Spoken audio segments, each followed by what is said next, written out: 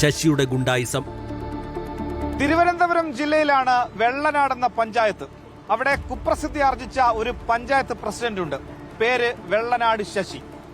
കോൺഗ്രസ് സ്ഥാനാർത്ഥിയെ മത്സരിച്ച് 5 തവണ പഞ്ചായത്ത് പ്രസിഡന്റായിരുന്ന വെള്ളനാട് ശശി ഇപ്പോൾ CPIM-ലാണ്. എന്തിനും ഏതിനും ഗുണ്ടായിസമാണ് വെള്ളനാട് ശശിയുടെ രീതി.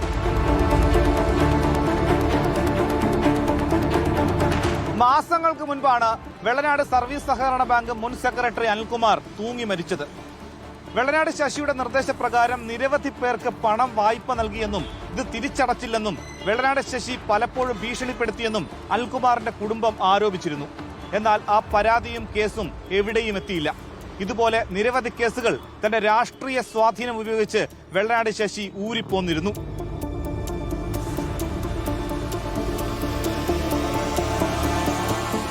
തന്നെ ജാതീയമായി അധിക്ഷേപിക്കുന്നുവെന്നും മാനസികമായി പീഡിപ്പിക്കുന്നുവെന്നും നിരന്തരം പരാതി പറഞ്ഞ വെള്ളനാട് പഞ്ചായത്ത് സെക്രട്ടറിയുടെ പരാതിയിൽ ഇപ്പോൾ ആര്യനാട് പോലീസ് വെള്ളനാട് ശശിക്കെതിരെ കേസെടുത്തിരിക്കുകയാണ്. പട്ടികജാതി പട്ടികവർഗ നിരോധന നിയമപ്രകാരമാണ് വെള്ളനാട് ശശിക്കെതിരെ കേസ്.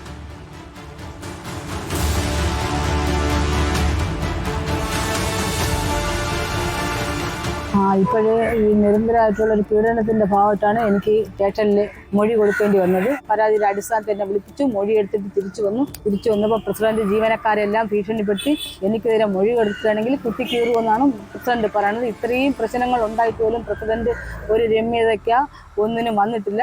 എന്തുണ്ടെങ്കിലും ഞാൻ പരിഹരിക്കാമെന്ന് പറഞ്ഞിട്ട് പോലും ഇതൊന്നും കേൾക്കാതെ പ്രസിഡന്റ് വീണ്ടും ഈ ഒരു ഭീഷണിയും നമ്മുടെ അടുത്ത് മോശമായിട്ടുള്ള കാര്യങ്ങൾ ഞാൻ ഇപ്പൊ മൊഴി കൊടുത്ത് വലിയ പ്രശ്നമായിട്ടിരിക്കുകയാണ്. മാനസികമായിട്ടുള്ള ഒരു ബുദ്ധിമുട്ടുണ്ട്. ഇതിനൊരു പരിഹാരം നമ്മളെ പാർട്ടിക്കാരെന്ന് ആര് ഇടപെട്ടുന്നാൽ ഒരു പരിഹാരം ഇത്രയും ദിവസമായിട്ട് ഇതിനൊന്നും ഒന്നും നടന്നിട്ടില്ല. എന്റെ ജീവന് തന്നെ ഭീഷണിയാണ് വെച്ചാൽ ഞാൻ പേടിച്ചിട്ട് തന്നെയാണ് ഇരിക്കുന്നത്. എനിക്ക് ഉറപ്പൊന്നുമില്ല രാവിലെ ഞാൻ ഇറങ്ങിയിട്ട് വന്നാൽ തിരിച്ചു പോകുമെന്ന് എന്റെ മക്കൾക്കും എനിക്ക് പേടിയുണ്ട്. ആ ഒരു അവസ്ഥയിലാണ് ഞാൻ ഇപ്പൊ പോണത്.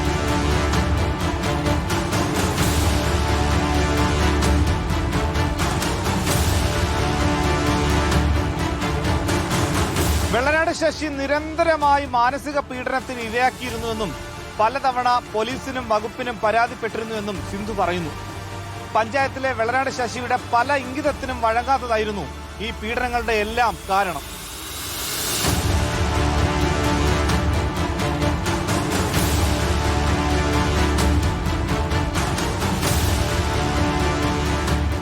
പഞ്ചായത്ത് സെക്രട്ടറിയെ എടി പോടി എന്ന് വിളിക്കുന്നു.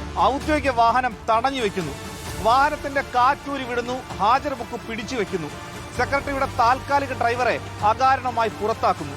സെക്രട്ടറി അനുകൂലിച്ച ഹരിതകർമ്മ സേന അംഗങ്ങളെ പിരിച്ചുവിടുന്നു. ഇതൊക്കെയാണ് വെള്ളനാട് ശശിയുടെ ലീലാവിലാസങ്ങൾ. സെക്രട്ടറിയുടെ പരാതിയിൽ ആര്യനാട് പോലീസ് കേസെടുത്തെങ്കിലും ഇതുവരെ അറസ്റ്റ് ചെയ്തില്ല എന്നതും ശ്രദ്ധേയമാണ്. Reporter Manish Mahibal, in reporter, Thiruvananthapuram.